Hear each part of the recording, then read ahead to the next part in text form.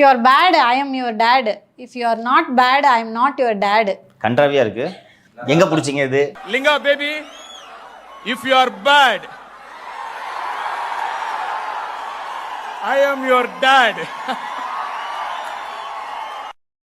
இந்த பொன்மொழியோட எல்லாரையும் சப்ஸ்கிரைப் பண்ணுங்கன்னு கேட்டுட்டு நிகழ்ச்சிக்குள்ள போயிடலாம் சார். பொன்மொழியில் கன்றாவி மொழி இப்படிலாம் சொன்னீங்கன்னா ஏற்கனவே இருக்கிறவங்களாம் அன்சப்ஸ்கிரைப் பண்ணிட்டு போயிடுவான். அதுக்கு தான் நீங்கள் ஏற்பாடு பண்ணுறீங்க. நான் இப்போ எப்போ ஒன்மொழியே நெருக்குதுன்ட்டு நான் ஆவலாக காத்திருக்கிறேன். நீங்கள் என்னடான்னா இப்போ இப்படி ஒரு கன்றாவி பழமொழியை சொல்லிட்டு யார் சொன்னதுங்க இது? சார் தனுஷ் அவர்கள் சொன்னாலே உங்களுக்கு கன்றாவியே தான் தெரியும். ஏப்பா அப்படிலாம் இல்லைப்பா. ஏப்பா ஒழுங்கா பேசினா ஏன்பா கன்றாவியா இருக்குன்னு சொல்ல போகிறான். சீன அறிஞரின் தத்துவங்களை போல நினச்சிக்கிட்டு நீ பாட்டுக்கு பேசிகிட்டு இருந்தேன்னா அப்படி அது இல்லை என்றால் இல்லை என்று தானே சொல்ல வேண்டும். நீங்கள் தான் அப்படி சும்மா அவரை சாதாரண நினச்சிக்கிருக்கீங்க. நேற்று முன்தின பிறந்த நாள் நிகழ்ச்சி நடந்துச்சு. அவர் போயஸ்கானில் அவர் வீட்டு முன்னாடி தலைவா வெளியே வா அப்படின்னு தொண்டர்கள் ஆர்ப்பரிக்கிறாங்க சார். அது மட்டும் இல்லை சார், மிஸ் ஜெயலலிதாக்கும் ரஜினிகாந்துக்கு அப்புறமா அதிகமான கூட்டம் போயஸ் கார்டன்ல இவருக்கு தான் கூடுதான். ஆதவர்ஜுன் கூட அங்கே தான் ஆபீஸ் வச்சிருக்காரு. சொன்னா கூட்டத்தை கூட்டிடுவார். ஓகேவா? இல்லை, பொதுவாகவே அவங்க கூடுது, அது நியூஸ் ஆகுறது இல்லை.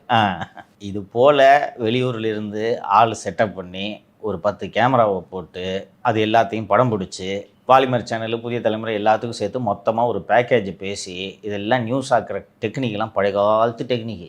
புரியுதா? புதுசாக வந்து பண்ணுங்கிறத. இது சோஷியல் மீடியா யுகம். எல்லாத்தையும் எடுத்து டிஜிட்டலில் போட்டுருவாங்க. இதெல்லாம் ஒரு 10 வருஷம் முன்னாடி இந்த சேட்டலைட் சேனல்களின் ஆதிக்கம் தொடங்கிய காலத்தில் நீங்கள் இந்த பேக்கேஜ் எல்லாம் பண்ணிங்கன்னா பார்க்குறதுக்கு ஐயோ பயங்கரமாக இருக்குதா என்று தோன்றும். இன்றைக்கி இந்த டிஜிட்டல் யுகத்தில் சமூக வலைத்தள யுகத்தில் இதெல்லாம் ஒன்றும் பெரிய விஷயமே கிடையாது.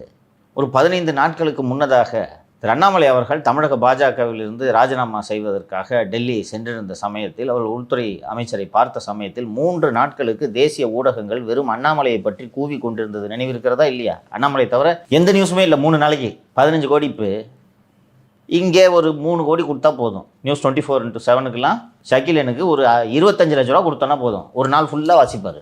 பாலிமலுக்கு ஒரு பேக்கேஜ், புதிய தலைமுறையில் சத்யநாராயணவுக்கு ஒரு பேக்கேஜ். இவ்வளோதானே? எண்ணம் போல் தான் வாழ்க்கை.